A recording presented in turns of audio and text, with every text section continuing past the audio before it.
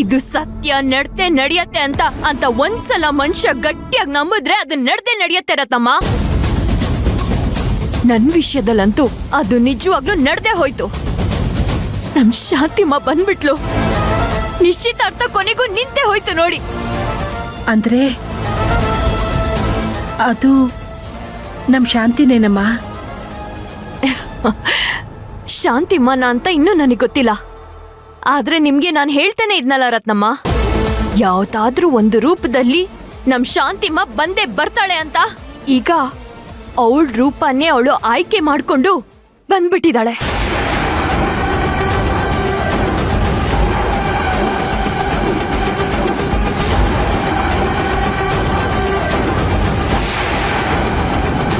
ಅಡ್ಗೆ ಮಾಡಾಕ್ತೋಳ್ಕಿಂತ ಬೆಳಗ್ ತೋರಿಸ್ತೋರಿಂದ ಹೋದ್ರು ಅಂತ ಒಂದು ಗಾದೆ ಇದೆ.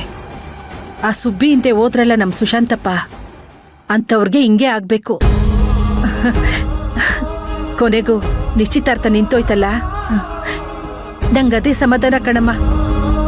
ನನಗಂತೂ ಎಲ್ಲ ಕನ್ಸಲ್ಲಿ ನಡೆದಂಗಿದೆ ರತ್ನಮ್ಮ. ಮೊದ್ಲೇ ನನ್ಗ ನಿಶ್ಚಿತಾರ್ಥಕ್ಕೆ ಹೋಗಕ್ಕೆ ಮನ್ಸಿರ್ಲಿಲ್ಲ. ಅವರಿಬ್ರನ್ನ ಅಕ್ಕಪಕ್ಕ ಕೂರಿಸ್ದಾಗ, ಅವಳಿಗೆ ನಮ್ ಶಾಂತಿಮ್ಮ ಒಡವೆನೆಲ್ಲ ಕೊಟ್ಟಾಗ ಅವರಿಬ್ರ ಮೇಲೂ ಕೋಪ ಬರ್ತಿತ್ತು. ಒಬ್ರಿಗಿನ್ನೊಬ್ರು ಹಾರ ಇಟ್ಕೊಂಡು ಬದಲಾಯಿಸ್ತಿರುವಾಗಂತೂ ಅಪ್ಪ ದೇವ್ರೆ, ನಾನ್ ಯಾಕಾದ್ರೂ ಇದನ್ನೆಲ್ಲ ನೋಡ್ತಾ ಇದ್ದೀನಿ ಅಂತ ಅಸಹ್ಯ ಅನಿಸ್ತಿತ್ತು. ಆದ್ರೆ ಅಷ್ಟ್ರಲ್ಲಾಯ್ತು ನೋಡಿ ಒಂದು ಮ್ಯಾಜಿಕ್.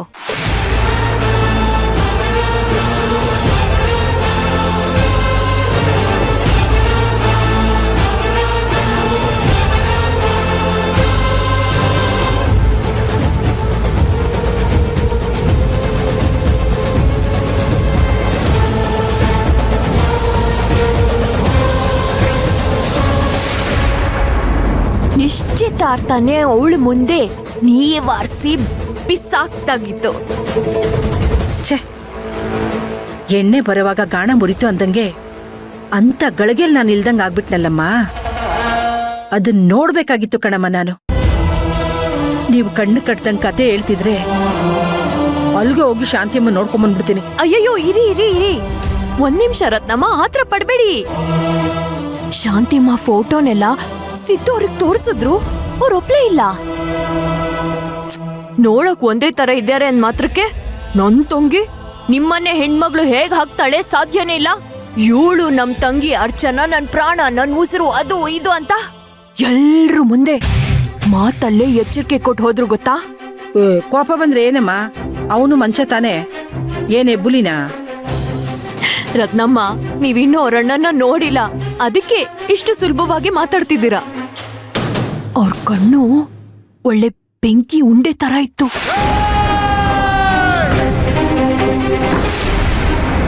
ಅಬ್ಬಾ, ಒಂದ್ ನಿಮಿಷ ನಾನೇ ಹಾಗೆ ನಡ್ಗೋಗ್ಬಿಟ್ಟೆ.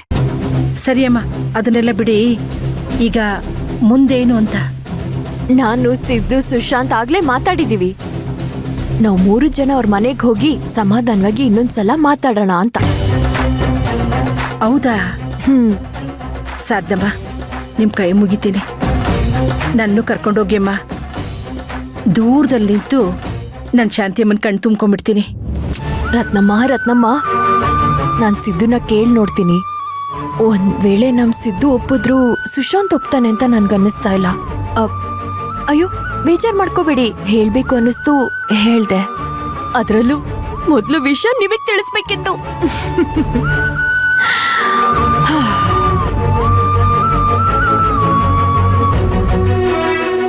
ಅಂದ್ರೆ ಈ ಜನ್ಮದಲ್ಲಿ ಮತ್ತೆ ನನ್ನ ಶಾಂತಿನ ನೋಡ್ತೀನಿ ಅನ್ಕೊಂಡಿರ್ಲಿಲ್ಲ.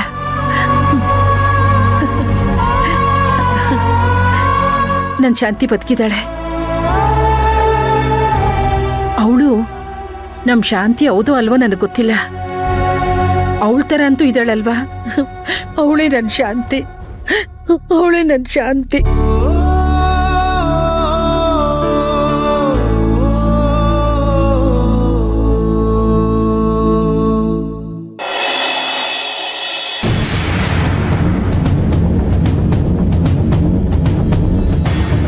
ಇದೇನ್ರಿ ಇದು?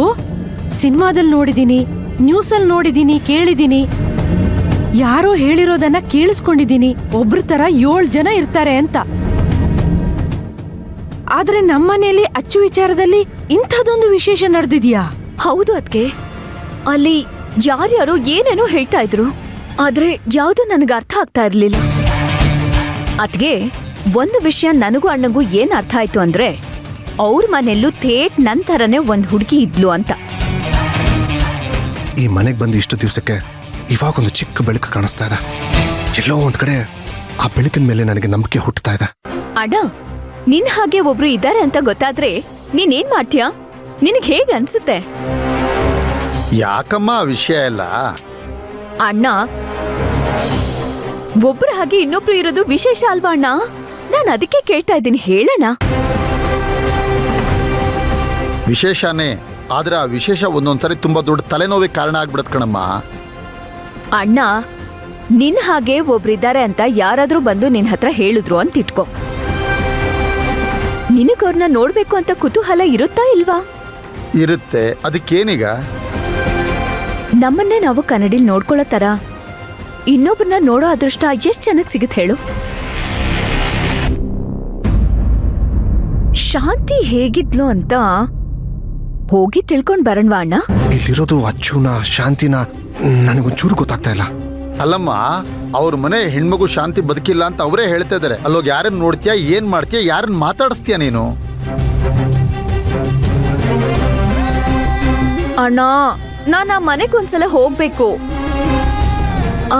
ಅಲ್ಲಿ ಶಾಂತಿ ಹೆಂಗಿದ್ಲು, ಏನ್ ಮಾಡ್ತಾ ಇದ್ಲು ಅದೆಲ್ಲ ಕೇಳ್ಬೇಕಣ್ಣ.